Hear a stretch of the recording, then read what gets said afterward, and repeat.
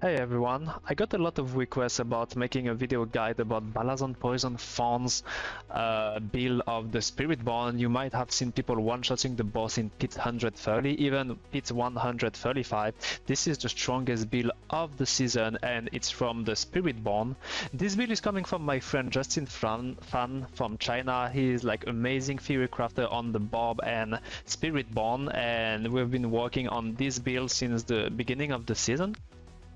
In this video, I'm gonna focus on pit pushing Rake variants. The mythic variant and the pit pushing crushing hands are basically the same, like the tempering, the logic. Everything that I'm gonna say on these variants is gonna apply to the mythic and the crushing hand variants. But first of all, I will try to explain to you as simple as possible how does this build work, like simple mechanics. So season 9, we got a new pants, the Balazan Maxtal pants, and this build is gonna allow you to make some new build. So basically each attack damage close enemy for 150 damage of your thorns, and it's also gonna deal poison damage. So every time you're gonna attack, it's gonna deal poison damage. You're gonna synergize that with Noxus Resonance. Noxus Resonance is gonna make those poison damage explode instantly and deal AoE damage. By that, you're gonna understand that if you have more density, you're gonna deal more damage. That's why we want to pool a lot of monsters together to deal more damage to them. And lastly, we're gonna have Spirit Hole, the main Spirit Hole Jaguar that we use since season 6, that is double jipping with pretty much everything. This one, so three things. We have the pens that gonna deal poison damage, then we have Noxus Resonance that's gonna convert the poison damage into direct damage, and we gonna have the Jaguar manhole that we use since season 6.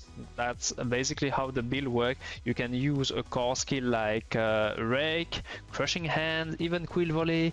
In theory, Quill Volley is one of the strongest, but we don't have a showcase for Quill Volley, so right now it's gonna be Rake variants.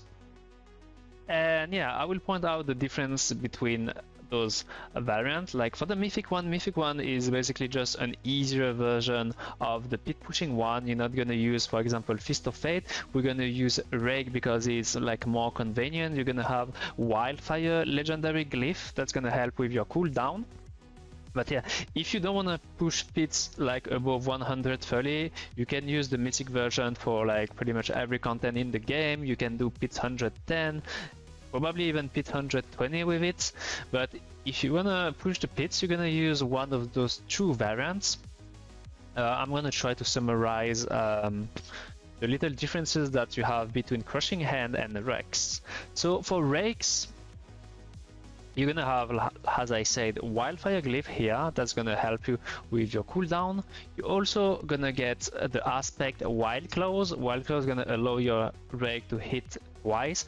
If you hit twice, you're gonna proc 2 times more Balazan Pants and 2 times more Jaguar Manhole, which is gonna be like more damage.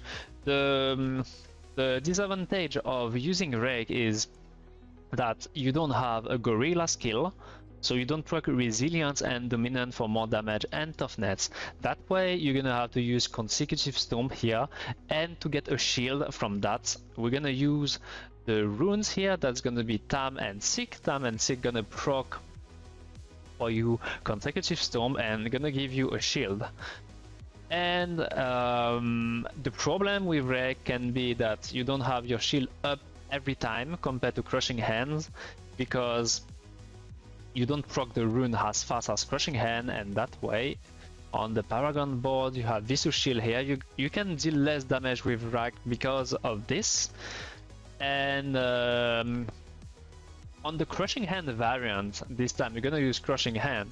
Crushing Hands is a Gorilla skill and you're gonna generate a lot of barrier. You're gonna have Dominance and Resilience. That way you don't have to use Tam and Sick. You can use another combination. I believe you can use Poke and Xan. Xan's gonna allow you to critical strike and overpower, which is gonna be better for damage. But the problem with Crushing Hand is it doesn't hit twice. You don't proc Balazan Pants 2 times. You don't have a Jaguar Manhole 2 times more like Rake. But the advantage is you are keeping your shields up more, so you have more vicious shield that's gonna increase your damage. And you can also use a Razor Blade instead of Shroud of Folzet. On the Rake we use Shroud of Folzet to be able to survive. It's possible to use Razor Blade, but you can get randomly one-shot during your clear, like during the lag. So yeah, that's basically the differences between those two variants. Which one is the strongest? So far, Rake is pushing higher with Pit's 136. And I think Crushing Hand is 133. I'm not sure which one is the best so far. I played both variants. I would say it's roughly the same. The thing is, it's really hard to tell which is the best because there are a lot of RNG in the pits. It depends on the monster type. It depends on the boss that you're gonna meet. So for the moment, I feel more comfortable with Rake. If you wanna use Pit Pushing Crushing Hand, you can also, with what I said before, just make a choice. And in any case, the build plays exactly the same. So now I'm gonna do a little showcase quickly. We use attack speed, dexterity, life, and soothing spice. Let's do, let's say, 110 just to show you how this build plays, like a little bit of skill rotation. So we're gonna use Rake to generate 2 times more Balazan defense, as I said earlier. Then gonna proc Noxious Resonance and the Jaguar Manhole. The gameplay is pretty simple. You're gonna pull enemy with Vortex, then press a Rake, then press a Ravager as much as you can, and always spam the Hunter. Very important, you need to play around your Mystic Circle potency. As you can see, you have a circle here. You really need to be inside, otherwise you don't deal any damage. Then you have counter attack. You have to use counter attack when you're about to die. That's gonna increase your toughness by a lot. But the problem with counter attack is you can't really spam counter attack because you need the monster to hit you 3 times to have the second unique power of the Balazan maxed out. That's gonna give you more damage. So ideally you wanna have counter attack up when you have 3 stacks of the second unique power from your pants. That's gonna give you more damage, like here, this one. Otherwise, gameplay pretty simple. You play around your circle, you pull enemy with Vortex, you hold down your Rake, and you spam your Hunter as much as you can. Because fire damage is execute enemy, it gives you offensive and defensive bonuses. But yeah, the gameplay pretty simple, straightforward. Don't forget to press counter attack from time to time if you see +3 or if you're about to die, as I said earlier.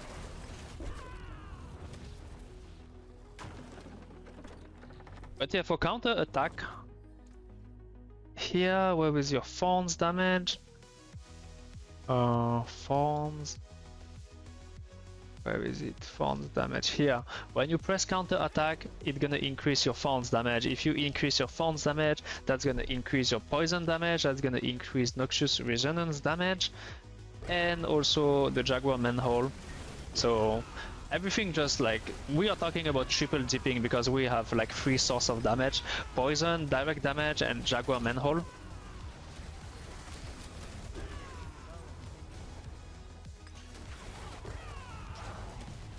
But yeah, the build is pretty simple to play. For the moment I'm not lagging because it's very low pits. But when I'm gonna show you my friend resistance showcase pits 136, you're gonna understand what we are talking about when we talk about the lags. But yeah, so far if you don't want to push the pits, you can just use the Mythic version that's gonna play the same as this one. I'm using the pit pushing run right now because it was on my setup.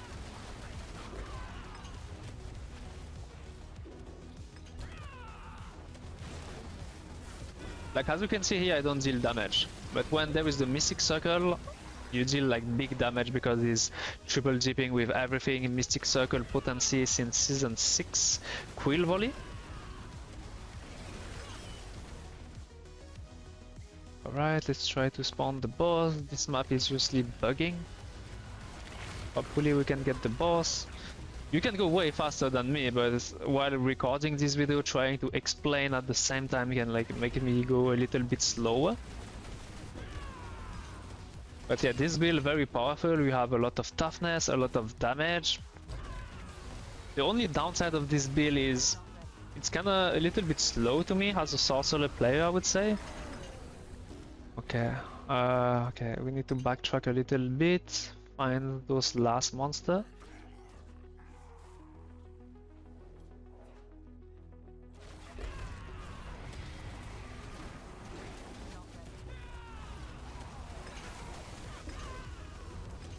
Ah, that's really bad. It's... Where are the last monster? Maybe this one? I really hope they fix that, like maybe in the next season. As you can see, without a density is really hard. Like the damage is really lower. You need a lot of density to make this build shine. Okay, we can spawn the boss now. Hopefully he has some minions add. If he doesn't have minions and add, it's gonna take a bit. As you can see, like here we're really unlucky. We got Mother Judgment. Usually when you get minions, more density, you do way less more damage. But yeah, here we got pretty much unlucky. I'm gonna press counter attack to not get shot by this boss power. As you can see, the damage is ramping up because we are using Tyrant's Bane, so the more you fight, the more poison damage you deal, the more it converts into direct damage.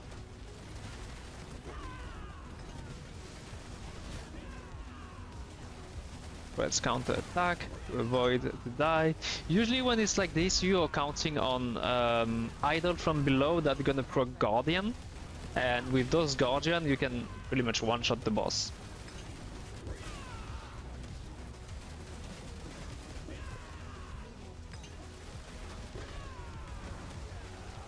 Gonna be careful with Mother Judgment. She can literally one-shot you sometimes for when she's teleporting. I don't know if we're gonna get some Guardians here. I think those Guardians proc like every 2 minutes when you're fighting the boss. That way you can do like a higher speed with only 2 minutes left if you get very lucky.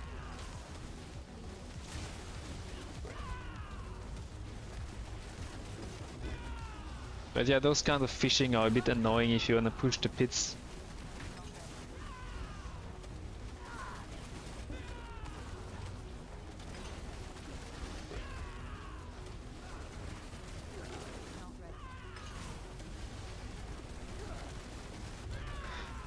For those skills, you're gonna spam everything off cooldown to be able to proc your runes more. As you can see, like Mother Judgment is taking more and more damage because of Tyrant's Bane. You're dealing more and more damage. Now we got the Jewel Guardian.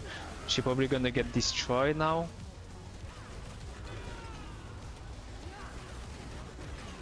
But yeah, as you can see, Fell Soothsayer proc deals the damage.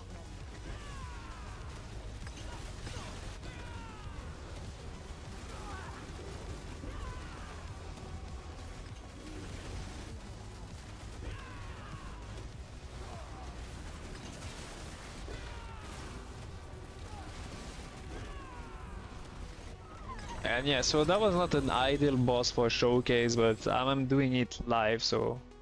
We'll do it live. Okay. We'll do it live! Fuck it!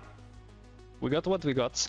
So now I'm gonna show you the full setup. It's gonna be gear, skill tree, Paragon Board, Mercenary. We're gonna start with the gear.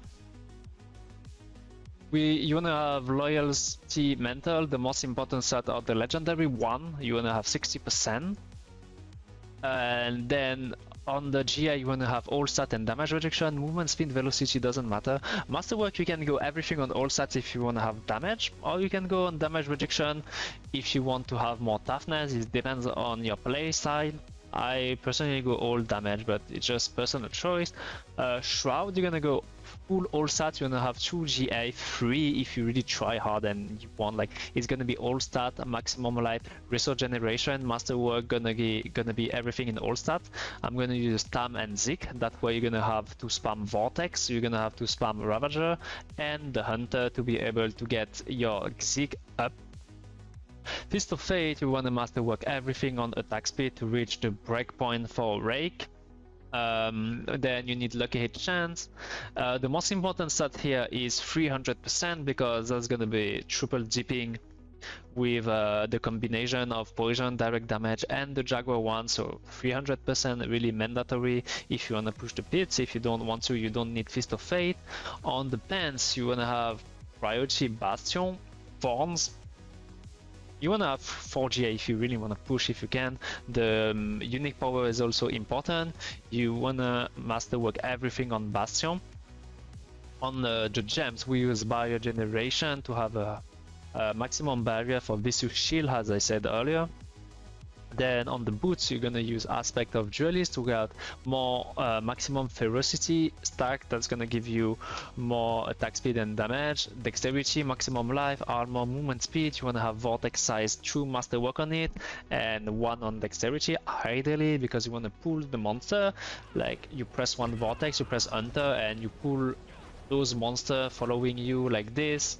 And when you have like 2 or 3 packs, you have a lot of density that's gonna allow you to kill them. Then on the two-hander, you wanna have a quarterstaff. Quarterstaff very important because you have 40% chance more block chance. Then dexterity, maximum life, lucky hit chance to restore primary resource, very important. There is a variant with more damage when you use vulnerable that I add on the planner. You can check that if you really want more damage. Then primary Jaguar Spirit Hole potency, that's really important.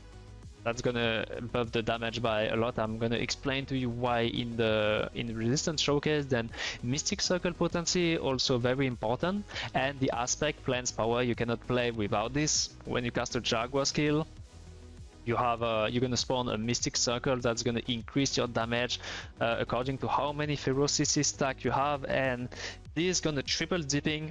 So that's why outside your circle you pretty much not doing damage and you always have to play inside the circle. Then on the combination of runes is going to be Hau and Cax. That's probably the most damaging combination that you can do in the game with the runes so far. Amulet, you wanna get dexterity, potent for maximum damage, and Apex, you wanna temper and you wanna temper Mystic Circle potency as always because that's like big damage. You wanna get resilience for that extra toughness. You wanna masterwork everything in potent for the damage. On the ring, you really need a GA on resistance to all elements. Otherwise it's gonna be hard to cap your resistance here. Really important. Attack speed GA doesn't really matter. You want a max life 1, then attack speed non-GA, it's okay. You just need 14.5. The masterworking and the tempering gonna be Mystic Circle potency. You can replace the cooldown by lucky chance to restore resource if you go for vulnerable damage here, and then you also have to change Rake advantages to ramp and Rake, handle your vigor, but that's really advanced and this build should be fine. But I put the variant if you want, like in the notes in the planner.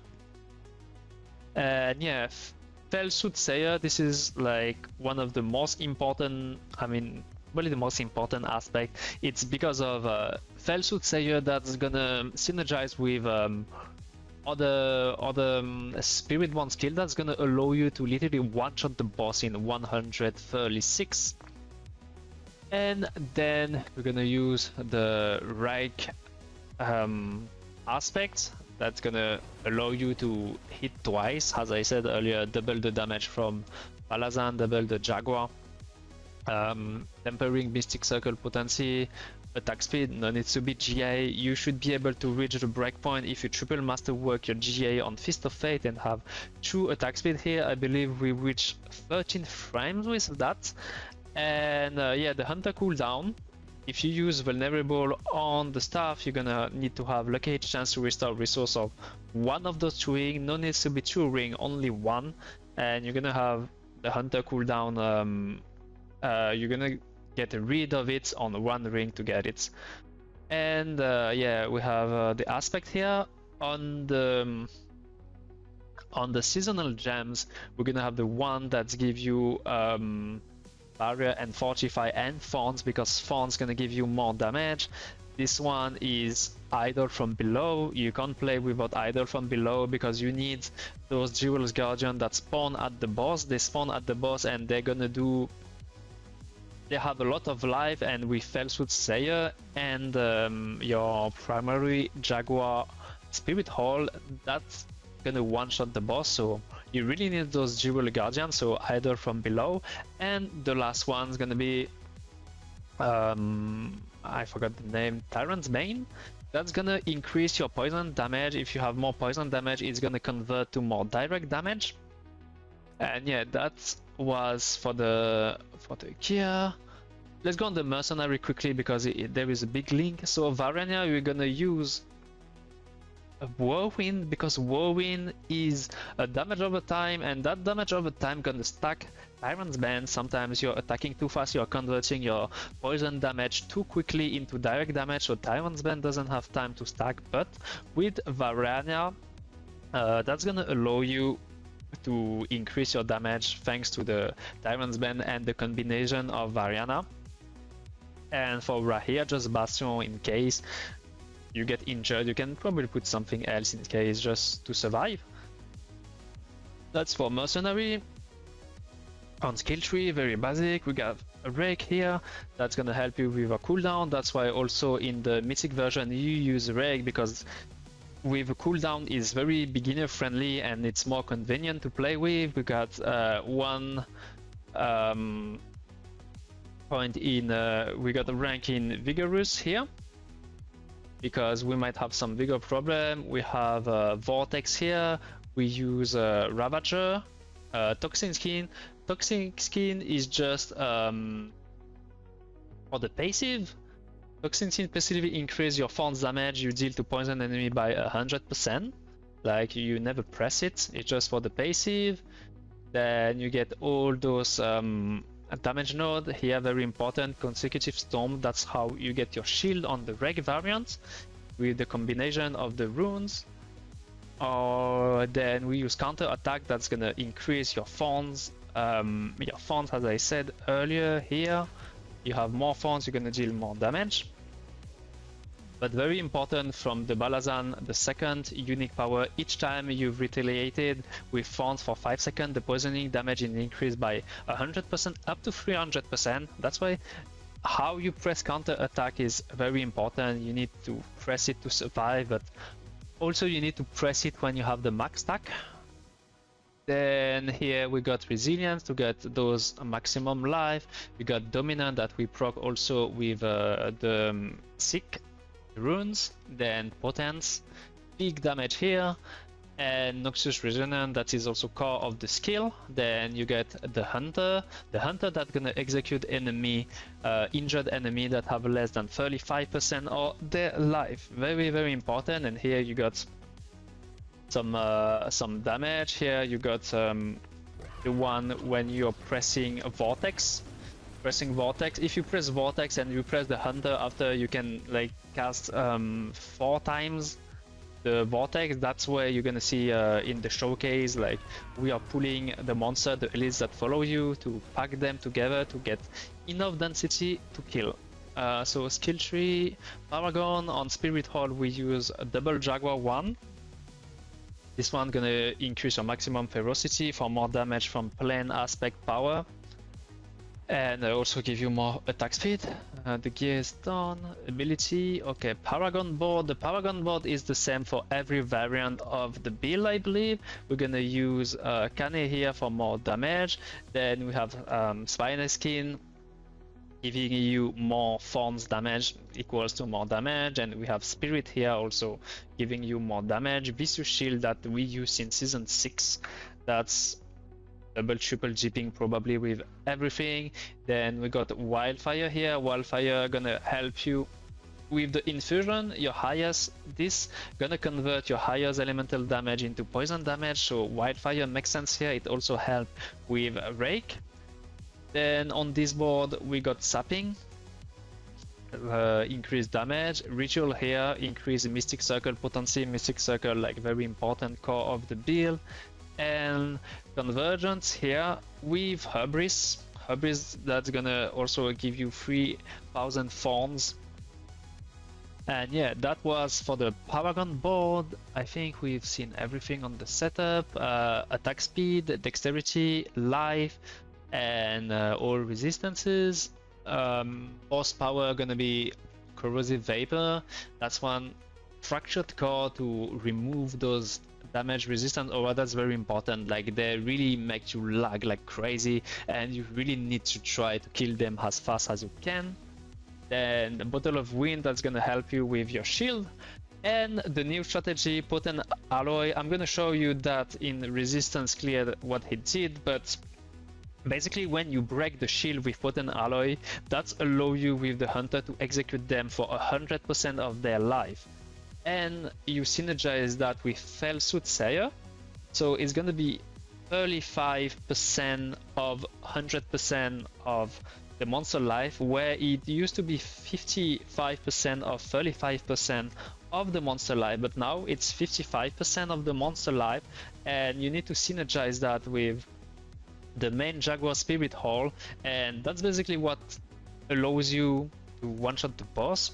The TLDR is you play your normal rotation on the boss and you just pray for the star to align and to one-shot the boss. Basically that's what happened. Like you can't really force it to happen. But yeah, let's check Resistance Clear quickly. I'm gonna give you a few tips about how he plays. So those maps, those open maps are very good. These monster type are not the best. It's kind of okay because you got a lot of little minions that give you density and you can execute them with Fell Soothsayer. That's very useful, but those vampires are not like those range elites. They sometimes just go away. It makes it very hard to kill them. But yeah, as you can see, we were talking about the lags. Here is what you will have to fight against, the lags. And as you can see, counter attack. You have to time. You have to predict. You can't really time your counter attack here. You can't see like he has 3 stacks of unique pens. Counter attack is down, you probably have to press it, but with the lags it makes it like very hard. So yeah, so the goal when you are pit pushing with this build is to reach the boss with at least 2 or 3 minutes left, even less if you're like really lucky, and proc the Jewel Guardian from idle from below. You want him to have a shield, and you want to pray to be able to one-shot the boss. As you can see, the skill rotation is always the same. You hold down the Rakes, you press Ravager, you press Vortex, you spam the Hunter, all this to the combination of your Rune, Tam and Xig to get your shield up. And you pray to not randomly get one shot. As you can see, he has the Guardian here, good density, fighting. That can take a while to kill those, unfortunately. When it's like this and you don't have density anymore, you can pull those elites that are about to die, because you're gonna execute them with the Hunter. Execute enemy injured, which is 35% of their life. So if you have new elites, they get execute, like the old elite get execute, and Fell Soothsayer gonna deal damage to the new elites, and that way you can go a little bit faster. But it's not always easy, but I don't know if you're gonna see it here. This one's gonna get execute. It didn't like share the damage with the other, but you need like to be lucky and for it to be timed with your main Jaguar Spirit Hall. So yeah, as you see here, is keep going, fighting against the lag. Like the more you fight, the more you're gonna deal damage because of Variana. So that's always gonna be the same. Pulling monster with Vortex, casting the Hunter, Vortex, Vortex again, packing the monster, have good monster density. And he's able to reach the boss with like 4 minutes left, which is really good. Then he reached the boss, sitting Hive Master. It doesn't matter, you can't kill any boss anymore without the Jewel's Guardian anyway. So here comes the fight, he's waiting for the Jewel Guardian to spawn. They're gonna spawn. They should spawn every 2 minutes. That's what he told me. The Jewel Guardian spawn every 2 minutes. Okay, they should come here. Okay, they spawn here and he dies. But it doesn't matter because the Guardian stays. He died by the shade, didn't press counter attack, but here what do you see? You see a Jewel Guardian with a shield. That means that you have your shot. You can one-shot the boss because of the new mechanics that we discovered with Justin Fan and Chinese team. With what I explained earlier, you can basically one-shot the shield monster when the shield is down by potent ally. You press the hunter and it's just gonna one-shot the monster. So the final blow gonna synergize with Soothsayer. Here. And you also need a primary Jaguar Hole and one-shots. Like everything just align here and he just instantly one-shot the boss. Probably triple dipping with Fist of Fate, with the Mystic Circle potency, everything to one-shot the boss to complete Pit's 136. And that's how it's done. I have my full planner here. I'm gonna link his video in the description if you wanna see. It's just here. You click that, you're gonna have his clear. You also have the channel of Justin Fans. If you understand Chinese, you can go check his channel. Definitely check it out if you can understand Chinese. Hit pushing, crushing hands, credit to Do Not Hit Me. I believe he was the first to use Fist of Fate and crushing hands variants. And yeah, I hope that was clear enough. The information that I give was like very general to help you understanding how this build function. And yeah, I hope that video was useful. Don't forget to leave me a like and subscribe if you haven't already. And I will see you next time.